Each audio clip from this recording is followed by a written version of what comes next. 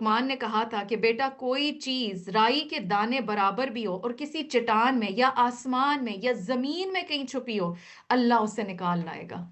تو آپ دیکھیں کہ پرسنالٹی میں ڈالنے کے لیے سب سے پہلی چیز، یعنی سب سے پہلے اللہ کہا کہ شرک نہیں کرنا، اور اس کے ساتھ دوسری امپورٹنٹ چیز کیا ہے کہ اللہ کا احساس، اللہ کا خوف بنیاد میں ڈال دیں۔ ہم دنیا لوگوں سے ڈراتے رہتے ہیں، بابا سے ڈراتے رہتے ہیں، جن بھوت سے ڈراتے رہتے ہیں، نہیں، اس وقت اسی بنیاد میں یہ چیز ڈالنے کی ہے کہ اللہ تعالیٰ سے کوئی چیز چھپی بھی نہیں ہے۔ رائی کے بیٹا آپ نے چھپ کے بھی کوئی کیا نا، ماما کو تو نہیں پتا چلے گا، لیکن اللہ تو دیکھ رہا ہے نا۔ تو یہ چیز شروع سے ہی ڈالی جائے گی۔ وہ باریک بین اور باخبر ہے، بیٹا نماز قائم کرو، نیکی کا حکم دو، برائی سے منع کرو۔ اب یہ چھوٹا بچہ ہے، یا بنیا، اور آپ دیکھیں کہ کیا تعلیم اور کیا تربیت کی جا رہی ہے۔ نماز قائم کرنا، نیکی کا حکم دینا، برائی سے روکنا۔ تو جو سب سے پہلا فرض ہے نماز، اس کی تلقین، اور پھر اس کے بعد نیکی کا حکم دینا اور برائی سے روکنا۔ تو اگر اس ایج سے بچوں کو یہ سکھایا جائے، ہم کیا سکھاتے ہیں؟ بیٹا کسی نے ایک سنائی ہے، چار سناؤ۔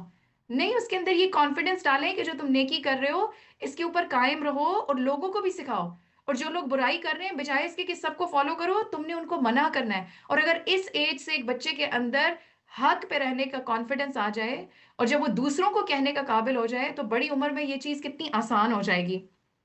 اور جو مصیبت بھی پڑے اس پر صبر کرو۔ تو یہ بھی پیرنٹنگ میں آتی ہے چیز کہ یہ بچے کی تربیت میں ڈالی جائے۔ ہم کہتے ہیں بچے نے ابھی چوں نہیں کیا اور دے دو اس کے ہاتھ میں، موبائل پکڑا دو، ٹیبلٹ پکڑا دو، منہ میں چوسنی ڈال دو، چاکلیٹ پکڑا دو، اسنیک، جو چیز اس کو نقصان دے رہی ہے، ایک بچے کا رونا نکلتا نہیں ہے اور ہم اس کو پکڑا دیتے ہیں۔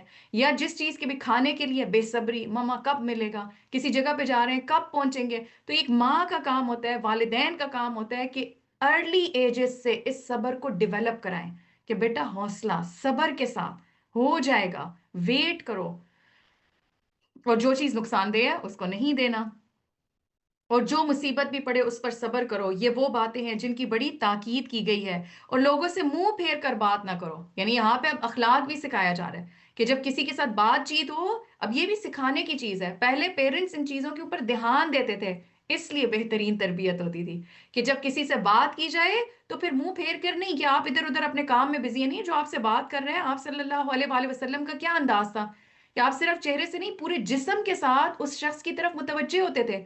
آج ہم موبائل پہ دیکھتے دیکھتے ہمارے بچے ادھر جواب دے رہے ہیں، کوئی پتہ ہی نہیں ہے کہ کوئی بڑا سامنے کھڑا ہے۔